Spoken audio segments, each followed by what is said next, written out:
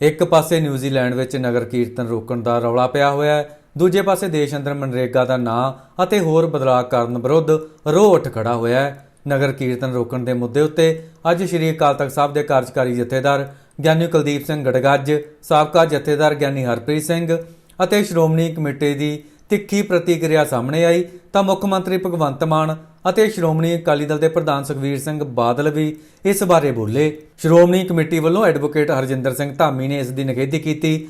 ਇਸੇ ਤਰ੍ਹਾਂ ਸੁਖਬੀਰ ਸਿੰਘ ਬਾਦਲ ਨੇ ਵੀ। ਪੰਜਾਬ ਦੇ ਸ਼ਾਹੀ ਇਮਾਮ ਮੌਲਾਨਾ ਮੁਹੰਮਦ ਉਸਮਾਨ ਰਹਿਮਾਨੀ ਨੇ ਵੀ ਨਗਰ ਕੀਰਤਨ ਰੋਕਣ ਦੀਆਂ ਕੋਸ਼ਿਸ਼ਾਂ ਕਰਨ ਨੂੰ ਗਲਤ ਦੱਸਿਆ। ਉਹਨਾਂ ਨਿਊਜ਼ੀਲੈਂਡ ਦੇ ਕੱਟੜਪੰਥੀਆਂ ਨੂੰ ਇੱਕ ਵਾਰ ਪੰਜਾਬ ਆ ਕੇ ਸਾਰੇ ਧਰਮਾਂ ਦੀ ਭਾਈਚਾਰਕ ਸਾਂਝ ਦੇਖਣ ਦੀ ਸਲਾਹ ਦਿੱਤੀ। ਜਥੇਦਾਰ ਗੜਗੱਜ, ਗਿਆਨੀ ਹਰਪ੍ਰੀਤ ਸਿੰਘ ਅਤੇ ਮੁੱਖ ਮੰਤਰੀ ਭਗਵੰਤ ਮਾਨ ਨੇ ਜੋ ਆਖਿਆ ਉਹ ਇਸ ਵੀਡੀਓ ਵਿੱਚ ਦਿਖਾਵਾਂਗੇ। ਮਨਰੇਗਾ ਦੇ ਸੰਦਰਭ ਵਿੱਚ ਅੱਜ ਕਾਂਗਰਸ ਨੇ ਦੇਸ਼ ਭਰ ਵਿੱਚ ਵਿਰੋਧ ਪ੍ਰਦਰਸ਼ਨ ਕੀਤੇ। ਪੰਜਾਬ ਕਾਂਗਰਸ ਨੇ ਵੀ ਵੱਖ-ਵੱਖ ਜ਼ਿਲ੍ਹਿਆਂ ਅਤੇ ਸ਼ਹਿਰਾਂ ਅੰਦਰ ਇਸ ਖਿਲਾਫ ਰੋਸ ਪ੍ਰਗਟਾਇਆ। ਪੰਜਾਬ ਕਾਂਗਰਸ ਪ੍ਰਧਾਨ ਅਮਰਿੰਦਰ ਸਿੰਘ ਰਾਜਾ ਵੜਿੰਗ ਖੁਦ ਮੋਹਾਲੀ ਵਾਲੇ ਸੂਬਾ ਪੱਧਰੀ ਪ੍ਰਦਰਸ਼ਨ ਵਿੱਚ ਸ਼ਾਮਲ ਹੋਏ। ਜੰਮੂ ਕਸ਼ਮੀਰ ਸਣੇ ਹੋਰ ਸੂਬਿਆਂ ਵਿੱਚ ਵੀ ਇਸ ਖਿਲਾਫ ਮੁਜ਼ਾਹਰੇ ਹੋਏ। ਪੰਜਾਬ ਅੰਦਰ ਤਾਂ ਕਿਸਾਨ ਮਜ਼ਦੂਰ ਜਥੇਬੰਦੀਆਂ ਨੇ ਆਰਤੀ ਫੂਕ ਮੁਜ਼ਾਹਰੇ ਕੀਤੇ ਅਤੇ ਕੇਂਦਰ ਸਰਕਾਰ ਨੂੰ ਇਹ ਨਾਂ ਅਤੇ ਨਿਯਮ ਬਦਲਣ ਦਾ ਫੈਸਲਾ ਵਾਪਸ ਲੈਣ ਦੀ ਮੰਗ ਕੀਤੀ। ਇੱਕ ਪਾਸੇ ਇਹ ਵਿਰੋਧ ਪ੍ਰਦਰਸ਼ਨ ਹੁੰਦੇ ਰਹੇ ਤਾਂ ਦੂਜੇ ਪਾਸੇ ਮਨਰੇਗਾ ਵਿੱਚ ਬਦਲਾਅ ਵਾਲੇ ਬਿੱਲ ਨੂੰ ਅੱਜ ਰਾਸ਼ਟਰਪਤੀ ਨੇ ਮਨਜ਼ੂਰੀ ਦੇ ਦਿੱਤੀ। ਦੇਸ਼ ਅੰਦਰ ਉੱਠ ਰਹੇ ਵਿਰੋਧ ਪ੍ਰਦਰਸ਼ਨ ਤੋਂ ਬਾਅਦ ਹੁਣ ਬੀਜੇਪੀ ਪੱਖੀ ਆਗੂ ਕਹਿਣ ਲੱਗੇ ਨੇ ਕਿ ਕਾਂਗਰਸ ਦੇਸ਼ ਅੰਦਰ ਹਾਲਾਤ ਵਿਗਾੜਨ ਦੀ ਕੋਸ਼ਿਸ਼ ਕਰ ਰਹੀ ਹੈ। ਇਸੇ ਦੌਰਾਨ ਰੋਹ ਅਤੇ ਹਾਲਾਤਾਂ ਨੂੰ ਭਾਂਪਦਿਆਂ ਕੇਂਦਰੀ ਮੰਤਰੀ ਸ਼ਿਵਰਾਜ ਸਿੰਘ ਚੌਹਾਨ ਅੱਜ ਸਾਹਮਣੇ ਆਏ ਅਤੇ ਆਖਿਆ ਕਿ ਇਹ ਬਦਲਾਅ ਮਨਰੇਗਾ ਤੋਂ ਅਗਲਾ ਕਦਮ ਹੈ। ਪਹਿਲਾਂ ਦੇਖੋ ਨਿਊਜ਼ੀਲੈਂਡ ਵਿੱਚ ਨਗਰ ਕੀਰਤਨ ਰੋਕਣ ਵਾਲੇ ਮਾਮਲੇ ਵਿੱਚ ਗਿਆਨੀ ਹਰਪ੍ਰੀਤ ਸਿੰਘ, ਮੁੱਖ ਮੰਤਰੀ ਭਗਵੰਤ ਮਾਨ, ਸ਼੍ਰੀ ਅਕਾਲ ਤਖਤ ਸਾਹਿਬ ਦੇ ਕਾਰਜਕਾਰੀ ਜਥੇਦਾਰ ਗਿਆਨੀ ਕੁਲਦੀਪ ਸਿੰਘ ਗੜਗੱਜ ਅਤੇ ਸ਼ਾਹੀ ਇਮਾਮ ਮੁਹੰਮਦ ਉਸਮਾਨ ਰਹਿਮਾਨੀ ਨੇ ਕੀ ਕਿਹਾ। ਨਿਊਜ਼ੀਲੈਂਡ ਦੇ ਵਿੱਚ ਇੱਕ ਨਗਰ ਕੀਰਤਨ ਨੂੰ ਰੋਕਣ ਦੀ ਘਟਨਾ ਵਾਪਰੀ ਹੈ। ਬੇਸ਼ੱਕ ਇਹ ਘਟਨਾ ਬਹੁਤ ਮੰਦਭਾਗੀ ਹੈ। ਸੰਸਾਰ ਭਰ ਦੇ ਵਿੱਚ ਕਈ ਮੁਲਕਾਂ ਦੇ ਵਿੱਚ ਜਾਂ ਬਹੁਤ ਸਾਰੇ ਮੁਲਕਾਂ ਦੇ ਵਿੱਚ ਐਸੇ ਕਲਟ ਜਾਂ ਕੱਟੜਪੰਥੀ ਸੈਕਟ ਜਿਹੜੇ ਨੇ ਮੌਜੂਦ ਨੇ, ਜਿਹੜੇ ਦੂਸਰੇ ਧਰਮਾਂ ਜਾਂ ਦੂਸਰੇ ਕਬੀਲਿਆਂ ਜਾਂ ਦੂਸਰੇ ਫਿਰਕਾਂ ਨੂੰ ਆਪਣੀ ਨਫ਼ਰਤ ਦਾ ਸ਼ਿਕਾਰ ਜਿਹੜਾ ਹੈ ਉਹ ਬਣਾਉਂਦੇ ਨੇ। ਇਸੇ ਤਰ੍ਹਾਂ ਹੀ ਨਿਊਜ਼ੀਲੈਂਡ ਦੇ ਵਿੱਚ ਇੱਕ ਪੈਂਟੇਕੋਸਟਲ ਕੱਟੜਪੰਥੀ ਸੰਪਰਦਾਇ ਡੈਸਟੀਨੀ ਚਰਚ, ਇਹ ਹਮੇਸ਼ਾ ਜਿਹੜਾ ਹੈ ਉੱਥੇ ਜਿਹੜੇ ਗੈਰ ਨਿਊਜ਼ੀਲੈਂਡ ਦੇ ਵਸਨੀਕ ਜਿਹੜੇ ਬਾਹਰੋਂ ਆ ਕੇ ਵਸੇ ਨੇ ਉਹਨਾਂ ਦਾ ਜਿਹੜਾ ਹੈ ਵਿਰੋਧ ਕਰਦੇ ਰਹਿੰਦੇ ਨੇ। ਖਾਸ ਤੌਰ 'ਤੇ ਉਹਨਾਂ ਦੀਆਂ ਧਾਰਮਿਕ ਰਸਮਾਂ ਰੀਤਾਂ ਰਿਵਾਜ਼ਾਂ ਦਾ ਜਿਹੜਾ ਹੈ ਉਹ ਵਿਰੋਧ ਕਰਦੇ ਨੇ। ਬ੍ਰਾਇਨ ਤਮਾਕੀ ਦੀ ਅਗਵਾਈ ਦੇ ਵਿੱਚ ਚੱਲ ਰਹੇ ਇਸ ਕੱਟੜਪੰਥੀ ਕਬੀਲੇ ਦੇ ਕੁਝ ਲੋਕਾਂ ਨੇ ਨਗਰ ਕੀਰਤਨ ਨੂੰ ਜਿਹੜਾ ਹੈ ਉਹ ਰੋਕਣ ਦੀ ਜਿਹੜੀ ਹੈ ਉਹ ਕੋਸ਼ਿਸ਼ ਕੀਤੀ ਹੈ। ਇਹ ਜਿਹੜਾ ਕਲਟ ਹੈ, ਕੱਟੜਪੰਥੀ ਕਲਟ ਹੈ ਨਿਊਜ਼ੀਲੈਂਡ ਦੇ ਵਿੱਚ, ਇਹ ਉੱਥੋਂ ਦੇ ਮੂਲ ਨਿਵਾਸੀ ਜਿਹੜੇ ਮੌਰੀ ਕਬੀਲੇ ਦੇ ਲੋਕ ਨੇ ਉਹਨਾਂ ਦੀ ਪ੍ਰਤੀਨਿਧਤਾ ਨਹੀਂ ਕਰਦਾ ਅਤੇ ਨਾ ਹੀ ਉੱਥੋਂ ਦੇ ਜਿਹੜੇ ਆਮ ਲੋਕ ਨੇ ਉਹਨਾਂ ਦੀ ਜਿਹੜੀ ਹੈ ਇਹ ਪ੍ਰਤੀਨਿਧਤਾ ਕਰਦਾ ਹੈ। ਇਹ ਛੋਟੇ ਜਿਹੇ ਲੋਕਾਂ ਦੇ ਇੱਕ ਸਮੂਹ ਦੀ ਜਿਹੜੀ ਹੈ ਉਹ ਪ੍ਰਤੀਨਿਧਤਾ ਕਰਦਾ ਹੈ।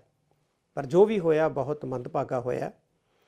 ਨਿਊਜ਼ੀਲੈਂਡ ਸਰਕਾਰ ਨੂੰ ਜਿਹੜਾ ਹੈ, ਕਿਉਂਕਿ ਇਹ ਲਿਬਰਲ ਕੰਟਰੀ ਜਿਹੜੇ ਆ ਉਹ ਕਹੇ ਜਾਂਦੇ ਆ ਔਰ ਸਭ ਤੋਂ ਵੱਡਾ ਜਿਹੜਾ ਹੈ ਇਹ ਕੰਟਰੀ ਜਿਹੜੇ ਨੇ, ਇਹ ਦੇਸ਼ ਜਿਹੜੇ ਨੇ, ਨਿਊਜ਼ੀਲੈਂਡ ਹੋ ਗਿਆ, ਆਸਟ੍ਰੇਲੀਆ ਹੋ ਗਿਆ ਜਾਂ ਹੋਰ ਜਿਹੜੇ ਕੰਟਰੀ ਨੇ, ਇਹ ਨੈਤਿਕਤਾ ਦਾ ਪਾਠ ਜਿਹੜਾ ਹੈ ਉਹ ਬਹੁਤ ਪੜ੍ਹਾਉਂਦੇ ਨੇ, ਪੜ੍ਹਦੇ ਵੀ ਨੇ। ਅਤੇ ਅਜਿਹੇ ਕੰਟਰੀਆਂ ਦੇ ਵਿੱਚ ਇਹੋ ਜਿਹੀਆਂ ਘਟਨਾਵਾਂ ਜਿਹੜੀਆਂ ਵਾਪਰਦੀਆਂ ਨੇ ਇਹਨਾਂ ਨੂੰ ਰੋਕੇ ਜਾਣਾ ਬਹੁਤ ਜ਼ਰੂਰੀ ਹੈ। ਪਿਛਲੇ ਸਾਲ ਵੀ ਇਸੇ ਹੀ ਕਲਟ ਨੇ ਇੱਕ ਮੰਦਰ ਦੀ ਉਸਾਰੀ ਦਾ ਵੀ ਜਿਹੜਾ ਹੈ ਉਹ ਡਟਵਾਂ ਵਿਰੋਧ ਕੀਤਾ ਸੀ। ਹਿੰਦੂ ਮੰਦਰ ਦੀ ਉਸਾਰੀ ਦਾ ਜਿਹੜਾ ਹੈ ਉਹ ਡਟਵਾਂ ਵਿਰੋਧ ਕੀਤਾ ਸੀ ਅਤੇ ਇਸੇ ਕਲਟ ਨੇ ਜਿਹੜਾ ਹੈ ਨਗਰ ਕੀਰਤਨ ਨੂੰ ਰੋਕਣ ਦਾ ਜਿਹੜਾ ਹੈ ਨਾਪਾਕ ਯਤਨ ਕੀਤਾ। ਦੁਨੀਆ ਭਰ ਦੇ ਵਿੱਚ ਧਾਰਮਿਕ ਮਾਨਤਾਵਾਂ, ਧਾਰਮਿਕ ਮਰਿਆਦਾਵਾਂ ਜਿਹੜੇ ਲੋਕ ਨਿਭਾਉਂਦੇ ਆ ਉਹਨਾਂ ਨੂੰ ਰੋਕਣਾ ਜਿਹੜਾ ਹੈ ਇਹ ਧਾਰਮਿਕ ਅਧਿਕਾਰਾਂ ਦੀ ਉਲੰਘਣਾ ਹੈ। ਅਤੇ ਧਾਰਮਿਕ ਅਧਿਕਾਰਾਂ ਦੀ ਉਲੰਘਣਾ ਜਿਹੜੀ ਹੈ ਇਹ ਬੁਨਿਆਦੀ ਅਧਿਕਾਰਾਂ ਦੀ ਉਲੰਘਣਾ ਦੀ ਤਰ੍ਹਾਂ ਹੀ ਇੱਕ ਅਪਰਾਧ ਦੀ ਸ਼੍ਰੇਣੀ ਦੇ ਵਿੱਚ ਆਉਂਦੀ ਹੈ। ਇਸ ਕਰਕੇ ਨਿਊਜ਼ੀਲੈਂਡ ਸਰਕਾਰ ਨੂੰ ਸਖਤ ਤੋਂ ਸਖਤ ਕਾਰਵਾਈ ਜਿਹੜੀ ਹੈ ਉਹਨਾਂ ਲੋਕਾਂ ਦੇ ਉੱਤੇ ਕਰਨੀ ਚਾਹੀਦੀ ਹੈ ਜਿਨ੍ਹਾਂ ਨੇ ਸਿੱਖਾਂ ਦੀ ਧਾਰਮਿਕ ਮਰਿਆਦਾ ਦੇ ਵਿੱਚ ਜਾਂ ਪਰੰਪਰਾ ਦੇ ਵਿੱਚ ਵਿਘਨ ਪਾਉਣ ਦਾ ਜਿਹੜਾ ਉਹ ਯਤਨ ਕੀਤਾ ਹੈ। ਅਜਿਹੇ ਲੋਕ ਜਿਹੜੇ ਹੁੰਦੇ ਨੇ, ਅਜਿਹੇ ਕੱਟੜਪੰਥੀ ਜਿਹੜੇ ਸਮੂਹ ਹੁੰਦੇ ਨੇ, ਇਹ ਕੌਮਾਂ ਆਪਣੀਆਂ ਹੀ ਕੌਮਾਂ, ਆਪਣੇ ਹੀ ਦੇਸ਼ਾਂ, ਆਪਣੇ ਹੀ ਲੋਕਾਂ ਲਈ ਵੀ ਖਤਰਨਾਕ ਸਿੱਧ ਹੁੰਦੇ ਨੇ, ਸਾਬਤ ਹੁੰਦੇ ਨੇ ਜਦੋਂ ਇਹ ਪੂਰੀ ਚਰਮ ਸੀਮਾ ਦੇ ਉੱਤੇ ਕੱਟੜਪੰਥੀ ਵਿਚਾਰਧਾਰਾ ਦਾ ਪ੍ਰਗਟਾਵਾ ਕਰਦੇ ਨੇ ਅਤੇ ਦੂਸਰਿਆਂ ਦੇ ਹਿੱਤਾਂ ਨੂੰ ਨੁਕਸਾਨ ਪਹੁੰਚਾਉਣ ਦੀ ਜਿਹੜੀ ਹੈ ਗੱਲ ਕਰਦੇ ਨੇ ਜਾਂ ਯਤਨ ਕਰਦੇ ਨੇ। ਇਸ ਕਰਕੇ ਅਜਿਹਾ ਨਹੀਂ ਹੋਣਾ ਚਾਹੀਦਾ। ਇਹੋ ਹੀ ਅਪੀਲ ਹੈ, ਸਿੱਖਾਂ ਨੂੰ ਵੀ ਅਪੀਲ ਹੈ ਕਿ ਆਪਾਂ ਨੂੰ ਸ਼ਾਂਤੀ ਸੰਜਮ ਬਣਾਈ ਰੱਖਣਾ ਚਾਹੀਦਾ। ਤੇ ਨਿਊਜ਼ੀਲੈਂਡ ਸਰਕਾਰ ਨੂੰ ਅਪੀਲ ਹੈ ਕਿ ਕਾਰਵਾਈ ਕਰਨੀ ਚਾਹੀਦੀ ਹੈ। ਆਪਣੇ ਧਰਮ ਦਾ ਜਿਹੜਾ ਪ੍ਰਚਾਰ ਕਰਨ ਦਾ ਪ੍ਰਸਾਰ ਕਰਨ ਦਾ ਹੱਕ ਹੈ। ਨਿਊਜ਼ੀਲੈਂਡ ਵਰਗੇ ਕੰਟਰੀ ਦਾ ਬਹੁਤ ਡਿਵੈਲਪ ਕੰਟਰੀ ਹੈ, ਇੱਥੇ ਇਸ ਤਰ੍ਹਾਂ ਦਾ ਕੋਈ ਹੁੰਦਾ ਨਹੀਂ, ਇਸ ਤਰ੍ਹਾਂ ਦਾ ਪਹਿਲੀ ਵਾਰ ਸੁਣਿਆ। ਸੋ ਮੈਂ ਕਹਿੰਦਾ ਕਿ ਭਾਰਤ ਸਰਕਾਰ ਨੂੰ, ਕੇਂਦਰ ਸਰਕਾਰ ਨੂੰ, ਨਿਊਜ਼ੀਲੈਂਡ ਸਰਕਾਰ ਨਾਲ ਗੱਲ ਕਰਕੇ ਜੇ ਕੋਈ ਥੋੜਾ ਬਹੁਤ, ਵੈਸੇ ਐਂਟੀ ਇਮੀਗ੍ਰੇਸ਼ਨ ਸਾਰੀ ਦੁਨੀਆ 'ਚ ਇੱਕ ਚੱਲਿਆ ਹੋਇਆ ਮਾਹੌਲ ਜਿਹਾ, ਕਿ ਪਰ ਸਾਡੀ ਜਿਹੜੀ ਕੌਮ ਉਹ ਤਾਂ ਸਰਬੱਤ ਦਾ ਭਲਾ ਮੰਗਣ ਵਾਲੀ ਕੌਮ ਹੈ। ਹਾਲਾਂਕਿ ਨਿਊਜ਼ੀਲੈਂਡ ਤੱਕ ਕੋਈ ਕਦੀ ਘਟਨਾ ਵੀ ਕੋਈ ਇਸ ਤਰ੍ਹਾਂ ਕਦੇ ਹੋਈ ਨਹੀਂ। ਸੋ ਸ਼ਾਇਦ ਬਾਹਰਲੇ ਜਿਹੜੇ ਘਟਨਾਵਾਂ ਕੋਈ ਇੱਧਰ ਉੱਧਰ ਹੁੰਦੀਆਂ ਨੇ ਉਹ ਸਾਡੇ ਨਾਲ ਲੱਗ ਜਾਂਦੀਆਂ ਨੇ, ਪਰ ਸਾਡੀ ਕੌਮ ਜਿਹੜੀ ਹੈ ਉਹ ਮਿਹਨਤੀ ਕੌਮ ਹੈ। ਜਿੱਥੇ ਜਾਂਦੇ ਆ ਉਹਨਾਂ ਦੀ ਦੇਸ਼ ਦੀ ਤਰੱਕੀ ਦੇ ਵਿੱਚ ਸਾਡਾ ਬਹੁਤ ਵੱਡਾ ਯੋਗਦਾਨ ਹੈ। ਤੇ ਅਸੀਂ ਕੇਂਦਰ ਸਰਕਾਰ ਨੂੰ ਬੇਨਤੀ ਕਰਦੇ ਹਾਂ ਕਿ ਨਿਊਜ਼ੀਲੈਂਡ ਦੇ ਇਨਵੈਸਟਰ ਨੂੰ ਬੁਲਾ ਕੇ ਉਹਨਾਂ ਨੂੰ ਇਹ ਪੱਖ ਰੱਖਿਆ ਜਾਵੇ ਤੇ ਸਾਡੇ ਜਿਹੜੇ ਭਾਰਤੀ ਨੇ ਉਹ ਹਮੇਸ਼ਾ ਸ਼ਾਂਤੀ ਪਸੰਦ ਨੇ, ਤੇ ਜਿੱਥੇ ਵੀ ਜਾਂਦੇ ਆ ਉਹ ਆਪ ਵੀ ਕਾਮਯਾਬ ਹੁੰਦੇ ਆ, ਉਸ ਖਿੱਤੇ ਨੂੰ ਵੀ, ਉਸ ਦੇਸ਼ ਨੂੰ ਵੀ ਕਾਮਯਾਬ ਕਰ ਸਕਦਾ ਯੋਗਦਾਨ। ਇਹ ਬਹੁਤ ਮੰਦਭਾਗੀ ਘਟਨਾ ਹੈਗੀ ਆ, ਕਿਉਂਕਿ ਸਿੱਖ ਜਿਹੜੇ ਆ ਉਹ ਬਿਲਕੁਲ ਇੱਕ ਲੀਗਲੀ ਤਰੀਕੇ ਦੇ ਨਾਲ ਨਿਊਜ਼ੀਲੈਂਡ ਦੀ ਧਰਤੀ 'ਤੇ ਬਹੁਤ ਸਾਰੇ ਸਾਲਾਂ ਤੋਂ ਉੱਥੇ ਰਹਿ ਰਹੇ ਨੇ ਔਰ ਆਪਣਾ ਟੈਕਸ ਵੀ ਉੱਥੇ ਪੇਡ ਕਰਦੇ ਨੇ ਔਰ ਪੂਰੇ ਸਿਸਟਮ ਦੇ ਨਾਲ ਉਹ ਗਏ ਨੇ, ਸਿਸਟਮ ਦੇ ਨਾਲ ਰਹਿ ਰਹੇ ਨੇ ਔਰ ਉਸ ਮੁਲਕ ਦੀ ਤਰੱਕੀ ਦੇ ਵਿੱਚ ਸਿੱਖਾਂ ਦਾ ਇੱਕ ਵੱਡਾ ਯੋਗਦਾਨ ਆ, ਜਿਸ ਯੋਗਦਾਨ ਦੇ ਤਹਿਤ ਭਾਵੇਂ ਕਰੋਨਾ ਸੀ ਤਾਂ ਵੀ ਗੁਰਦੁਆਰਿਆਂ ਦੇ ਵਿੱਚੋਂ ਹਰ ਲੋੜਵੰਦ ਦੀ ਮਦਦ ਹੋਈ, ਗੁਰੂ ਕੇ ਲੰਗਰ ਦਿੱਤੇ, ਰਾਸ਼ਨ ਦਿੱਤੇ ਗਏ। ਤਾਂ ਜਿਹੜਾ ਕੁਛ ਸ਼ਰਾਰਤੀ ਅਨਸਰਾਂ ਦੇ ਵੱਲੋਂ ਇਹ ਮੰਦਭਾਗਾ ਕਾਰਾ ਕੀਤਾ ਗਿਆ, ਇਹ ਨਿੰਦਣਯੋਗ ਆ ਔਰ ਨਿਊਜ਼ੀਲੈਂਡ ਦੀ ਸਰਕਾਰ ਨੂੰ ਇਹੋ ਜਿਹੇ ਸ਼ਰਾਰਤੀ ਅਨਸਰਾਂ ਨੂੰ ਕਿਤੇ ਨਾ ਕਿਤੇ ਕਾਬੂ ਦੇ ਵਿੱਚ ਕਰਨਾ ਚਾਹੀਦਾ, ਕਿਉਂਕਿ ਜਿਹੜੇ ਸਾਡੇ ਸਿੱਖ ਜਾਂ ਪੰਜਾਬੀ ਭਰਾ ਉੱਥੇ ਗਏ ਨੇ ਇਹ ਇੱਕ ਕਾਨੂੰਨੀ ਪ੍ਰੋਸੈਸ ਔਰ ਕਾਨੂੰਨੀ ਤਰੀਕੇ ਦੇ ਨਾਲ ਗਏ ਨੇ ਔਰ ਬਹੁਤ ਸਾਲਾਂ ਤੋਂ ਉੱਥੇ ਰਹਿ ਰਹੇ ਨੇ, ਤਾਂ ਉਹ ਉਸ ਮਿੱਟੀ ਦੇ ਹੁਣ ਨਾਗਰਿਕ ਨੇ ਤੇ ਉਸ ਦੇਸ਼ ਦੀ ਤਰੱਕੀ ਦੇ ਵਿੱਚ ਸਿੱਖਾਂ ਤੇ ਪੰਜਾਬੀਆਂ ਦਾ ਬਹੁਤ ਵੱਡਾ ਯੋਗਦਾਨ ਆ।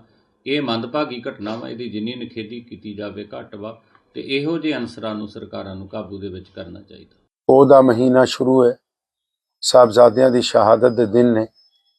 ਅੱਜ ਇੱਕ ਖਬਰ ਮਿਲੀ ਕਿ ਨਿਊਜ਼ੀਲੈਂਡ ਵਾਲਿਆਂ ਨੇ, ਉੱਥੇ ਦੇ ਕੱਟੜਪੰਥੀਆਂ ਨੇ, ਪੂਰਾ ਦੇਸ਼ ਤਾਂ ਕਦੀ ਖਰਾਬ ਨਹੀਂ ਹੁੰਦਾ, ਉੱਥੇ ਦੇ ਕੱਟੜਪੰਥੀਆਂ ਨੇ ਅੱਜ ਨਗਰ ਕੀਰਤਨ ਨੂੰ ਰੋਕਣ ਦੀ ਕੋਸ਼ਿਸ਼ ਕੀਤੀ ਔਰ ਧਾਰਮਿਕ ਨਾਅਰੇ ਜਿਹੜੇ ਹੈ ਉਹ ਲਗਾ ਕੇ ਸੁਨੇਹਾ ਦੇਣ ਦੀ ਕੋਸ਼ਿਸ਼ ਕੀਤੀ ਕਿ ਉਹ ਭਾਰਤ ਨਹੀਂ ਹੈ, ਨਿਊਜ਼ੀਲੈਂਡ ਹੈ।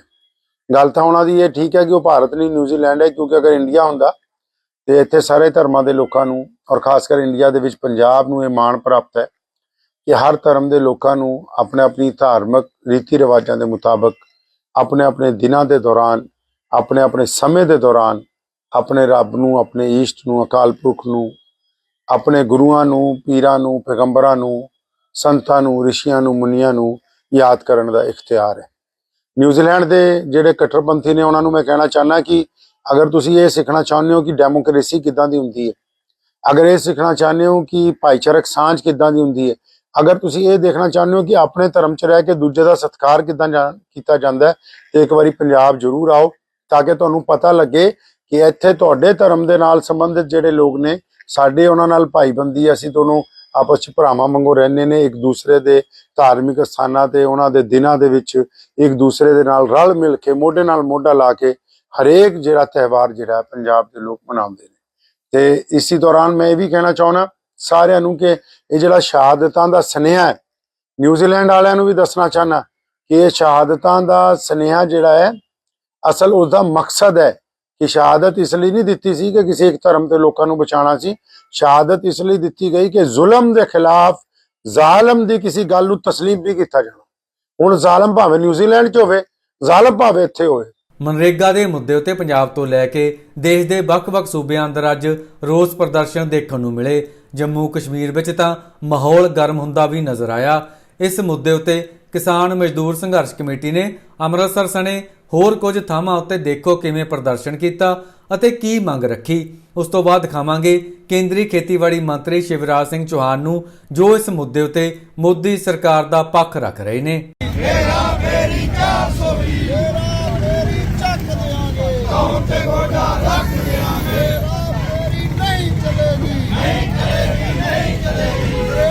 ਸਕੀਮ ਬੰਦ ਕਰਨ वाली सरकार मुर्दाबाद। मैं सरवण सिंह पधेर किसान मजदूर संघर्ष कमेटी पंजाब वालों ਅੰਮ੍ਰਿਤਸਰ ਜ਼ਿਲ੍ਹੇ ਵੱਲੋਂ ਗੋਲਡਨ ਗੇਟ ਅੰਮ੍ਰਿਤਸਰ ਦੇ ਵਿੱਚ ਮੋਦੀ ਸਰਕਾਰ ਦੀ ਅਰਥੀ ਫੂਕੀ ਆ। ਮਨਰੇਗਾ ਸਕੀਮ ਨੂੰ ਖਤਮ ਕਰਨ ਲਈ ਸਰਕਾਰ ਨੇ ਫੈਸਲਾ ਕੀਤਾ ਵੀ ਉਹਦਾ ਜਿਹੜਾ ਕੰਮ ਕਰਨ ਦਾ ਖੇਤਰ ਆ ਉਹ ਘਟਾ ਦਿੱਤਾ। ਦੂਸਰਾ ਜਿਹੜਾ ਉਹਦਾ ਬਜਟ 40% ਘਟਾ ਦਿੱਤਾ। ਔਰ ਭਗਵੰਤ ਮਾਨ ਸਰਕਾਰ ਅਜਲਾਸ ਸੱਦ ਕੇ ਮਨਰੇਗਾ ਦਾ ਵਿਰੋਧ ਕਰ ਰਹੀ ਹੈ। ਚੰਗੀ ਗੱਲ ਆ। ਉਸ ਅਜਲਾਸ ਦੇ ਵਿੱਚ ਬਿਜਲੀ ਸੋਧ ਬਿੱਲ 2025 ਦਾ ਖਰੜਾ ਰੱਦ ਕਰਨਾ ਚਾਹੀਦਾ। ਉਸ ਅਜਲਾਸ ਵਿੱਚ ਭਾਰਤ ਅਮਰੀਕਾ ਸਮਝੌਤਾ ਉਹਨੂੰ ਰੱਦ ਕਰਨਾ ਚਾਹੀਦਾ। ਉਸ ਅਜਲਾਸ ਵਿੱਚ ਸੀਡ ਐਕਟ ਬੀਜ ਐਕਟ ਦੇ ਵਿਰੁੱਧ ਜਿਹੜਾ ਕੇਂਦਰ ਸਰਕਾਰ ਮਤਾ ਲੈ ਰਿਹਾ ਉਹ ਰੱਦ ਕਰਨਾ ਚਾਹੀਦਾ। ਇਹ ਸਾਡੀ ਮੰਗ ਸੀ। ਇਸ ਮੰਗ ਵਾਸਤੇ ਅੰਮ੍ਰਿਤਸਰ ਜ਼ਿਲ੍ਹੇ ਨੇ गोल्डन गेट ਦੇ ਵਿੱਚ ਕੇਂਦਰ ਦੀ ਮੋਦੀ ਸਰਕਾਰ ਦੀ ਅਰਥੀ ਮੁਜ਼ਾਹਰਾ ਕੀਤਾ। मनरेगा के नाम पर फिर एक बार देश को गुमराह करने की साजिश हो रही है, भ्रम फैलाए जा रहे हैं, जबकि सच्चाई यह है विकसित भारत जी राम जी योजना मनरेगा के आगे का कदम है। मजदूर भाइयों, 100 दिन की नहीं, अब 125 दिन काम की गारंटी है, कानूनी गारंटी। और काम नहीं तो बेरोजगारी भत्ते के प्रावधान को और सशक्त बनाया गया है। मजदूरी अगर देर से मिली तो अतिरिक्त राशि देने का प्रावधान है। और दूसरी तरफ एक विशाल धनराशि जो प्रस्तावित इसी साल है वह 1,51,282 करोड़ रुपए से भी ज्यादा, ताकि रोजगार देने के लिए पर्याप्त पैसा हो और उस पैसे से गांव का संपूर्ण विकास हो। विकसित भारत के लिए विकसित गांव, स्वावलंबी गांव, गरीबी मुक्त रोजगार युक्त गांव बनाने के लिए जल संरक्षण, गांव में विकास के काम, इंफ्रास्ट्रक्चर के काम, आजीविका मूलक गतिविधियों के लिए काम और प्राकृतिक आपदा से बचाने के काम हाथ में लिए जाएंगे। एक बात और,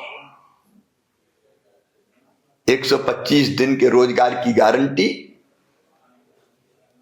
लेकिन कृषि कार्य के समय छोटे छोटे किसान भाई बहनों को दिक्कत ना हो,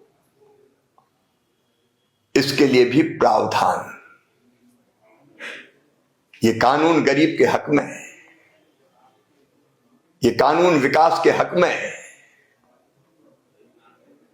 ये कानून